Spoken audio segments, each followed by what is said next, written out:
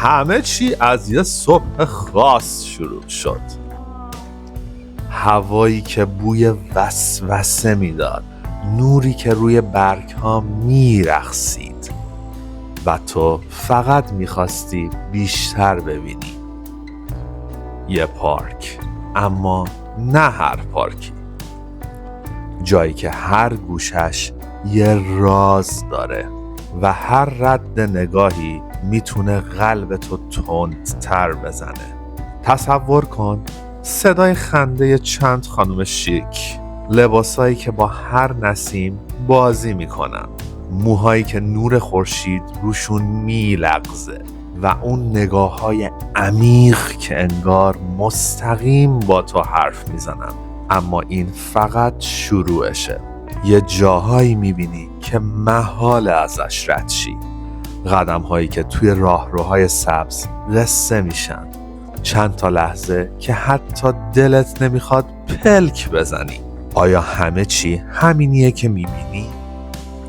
یا پشت این خنده ها و نگاه ها داستانی پنهونه؟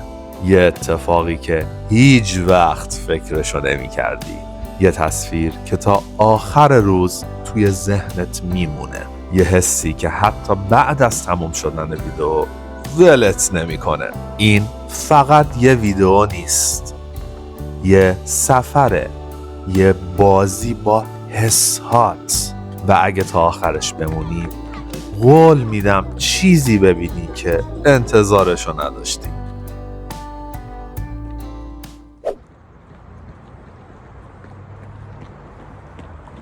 صبح اونقدر زود بود که انگار همه چی تازه از خواب بیدار شده. آفتاب داشت آروم آروم از لای شاخه ها میریخت روی شهر و من با اون بوی خنک صبح قدم گذاشتم توی یه دنیای دیگه. پارک گیلانه، یه مسیر طولانی باریک که مثل یه خط سبز شهر رو نوازش میکنه. میخوای با هم بیای؟ آروم، نفس به نفس، بیا با من.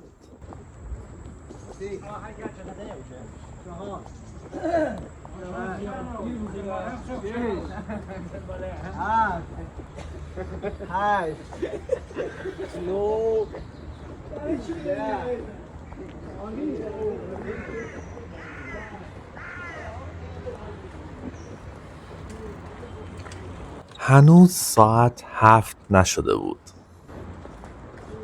ولی باور کن پارک از من زودتر بیدار شده بود.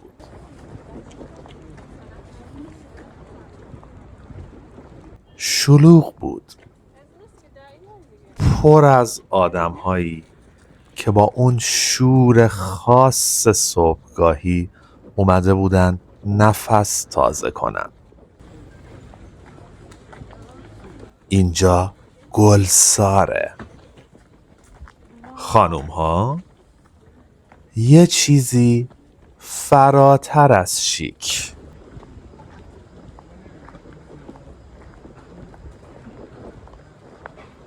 تیپ هایی که نگاه تو اسیر میکنه. عطرهایی که وقتی از کنارشون رد میشی ردشون میمونه روی تنت.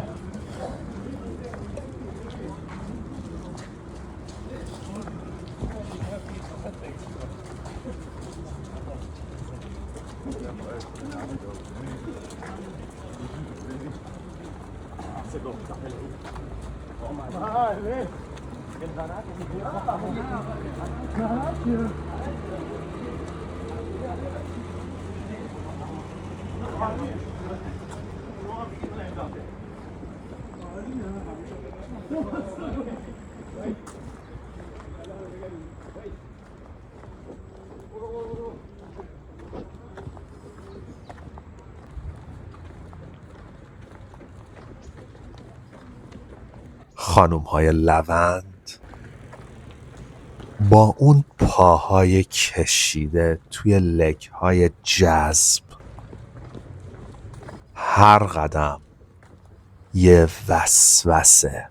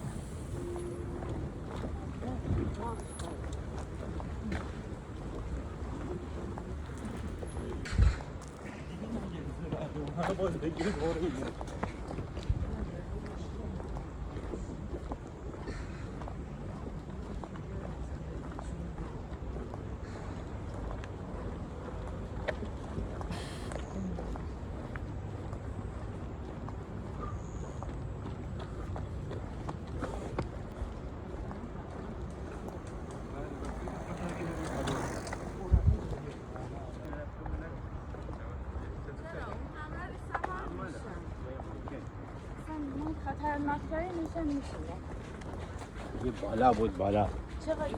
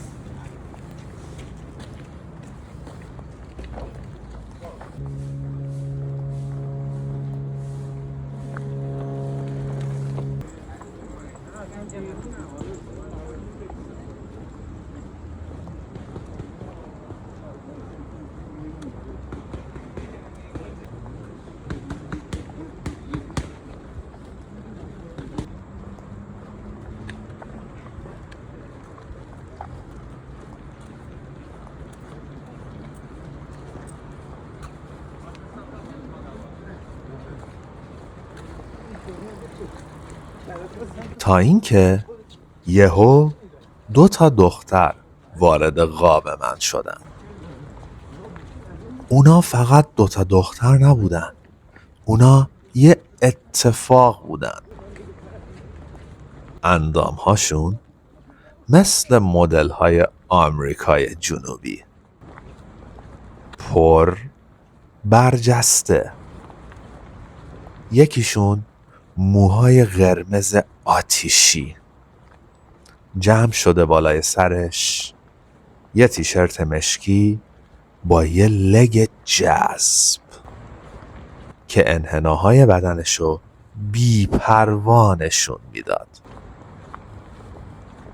اون یکی موهای بنفش بسته شده پشت سرش، تیشرت مشکی و یه شلوار بگ مشکی. اونا چند دقیقه جلوی من راه میرفتن و من غرق اون رنگ‌های فانتزی بودم.